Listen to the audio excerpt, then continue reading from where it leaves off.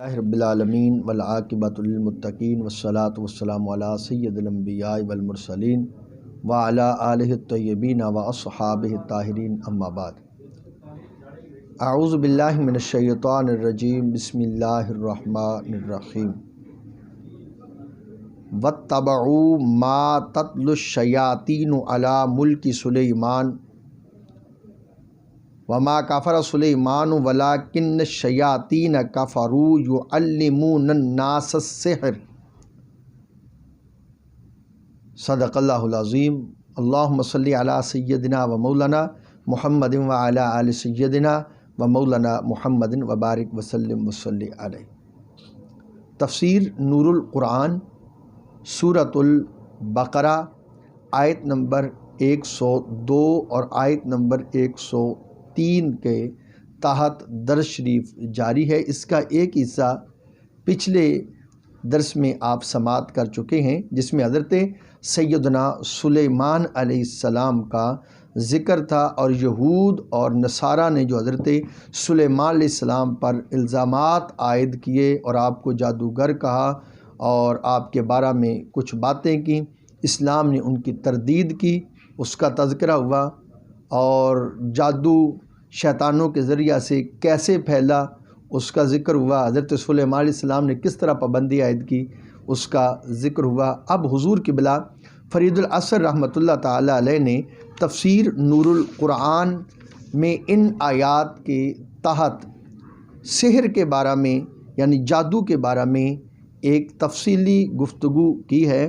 آئیے آپ کے سامنے اس کو پیش کرنے کی سعادت حاصل کرتے ہیں۔ حضور قبلہ فرید الاثر رحمۃ اللہ تعالی علیہ آپ کے اس جو درس شریف کا جو عنوان ہے وہ کچھ یوں ہے کہ سحر کیا ہے؟ تو بابا جی فرماتے ہیں، سحر جادو ایسا عمل ہے جس میں شیطان کا تقرب حاصل کر کے اس کی مدد سے کوئی کام کیا جاتا ہے۔ بعض علماء نے سحر کی یہ تعریف کی ہے کہ کسی چیز کو اس کی حقیقت سے دوسری حقیقت میں بدل دینا سحر کہلاتا ہے، یا خلاف عادت کسی شے کا ہو جانا، اگر وہ نبی کے ذریعہ سے ہو تو معجزہ کہلاتا ہے، اگر ولی کے ذریعہ سے ہو تو کرامت ہے، اگر یہ صورت کسی کافر کے ذریعہ سے ظہور پذیر ہو تو جادو ہے۔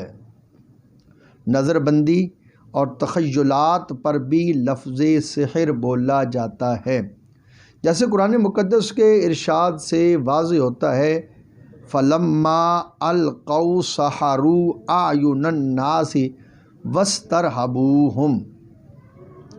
جب انہوں نے رسیاں لاٹھیاں ڈالیں تو لوگوں کی آنکھوں پر جادو کر دیا اور ان کو ڈرایا۔ دوسرے مقام پر بھی یہی تأثر اس طرح ملتا ہے، یخیل الیہ من سحرہم انہا تسعی۔ ان کے سحر سے موسیٰ علیہ السلام کے خیال میں آنے لگا کہ رسیوں کے سانپ دوڑ رہے ہیں، مگر اس سے یہ لازم نہیں آتا کہ ہر سحر تخیل ہی ہو، اس سے زائد کچھ نہ ہو، حقیقت بھی بدل سکتی ہے۔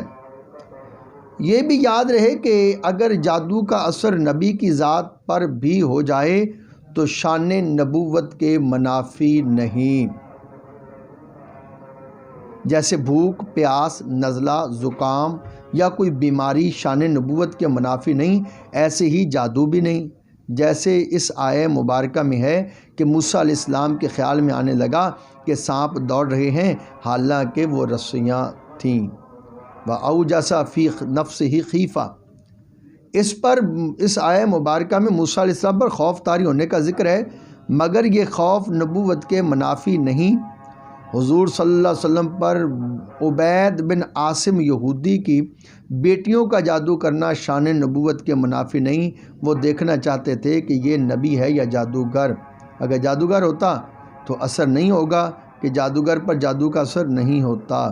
اللہ تعالیٰ نے معمولی سا اثر پیدا کر کے ان کے تصور کو غلط کر دیا اور ثابت کر دیا کہ یہ نبی ہیں۔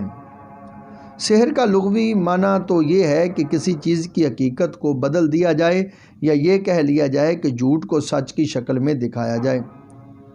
اس آیہ مبارکہ میں الا باذن اللہ کے ارشاد سے یہ بات واضح ہو رہی ہے کہ اللہ تعالیٰ کے چاہنے سے ہی سب کچھ ہوتا ہے، کہ قادر مطلق تو وہی ذات بابرکات ہے۔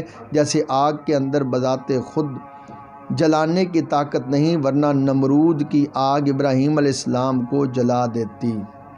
چھری کے اندر بذات خود کاٹنے کی طاقت نہیں، ورنہ اسماعیل علیہ السلام کی گردن کٹ جاتی۔ زہر کے اندر بذات خود مارنے کی طاقت نہیں، ورنہ حضرت خالد رضی اللہ تعالی عنہ نے زہر کا بھرا ہوا پیالہ پینے سے موت کی آغوش میں چلے جاتے۔ یہ سارے اسباب ہیں، مسبب حقیقی اللہ تعالی ہی ہے۔ اس لمبی آیہ کریمہ کی تفسیر میں بہت سے مفسرین کرام نے ہاروت و ماروت کے گناہ میں مبتلا ہونے اور زہرہ نامی خاتون کے شوہر کے قتل ہونے، پھر زہرہ کے آسمان پر چلے جانے کا قصہ لکھا ہے، مگر اسے نظر انداز کرتا ہوں کہ ہاروت و ماروت کا زہرہ کے عشق میں مبتلا ہو کر گناہ کا ارتکاب کرنا فرشتوں کی عصمت کے بنیادی اصول کے خلاف ہے۔ قرآن مقدس فرشتوں کے بارے میں فرماتا ہے لا یعصون ما امرہم اللہ، فرشتے اللہ کے حکموں کی نافرمانی نہیں کرتے۔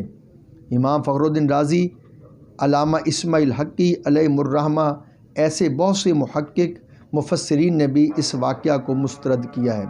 علامہ اسماعیل علیہ الرحمہ نے تو افسوس سے کہا کاش ایسی روایات سے اہل اسلام کی تصنیفات پاک ہوتی۔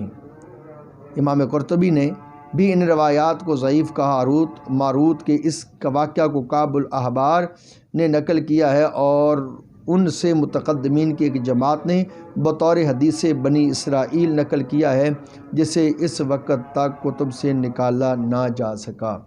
دعا ہے اللہ تعالیٰ نور قرآن سے ہمیں اپنے سینوں کو منور کرنے کی توفیق عطا فرمائے۔ وصلی اللہ تعالیٰ علی حبیبہ سیدنا محمد و علی آلہ وصحبہ اجمعین۔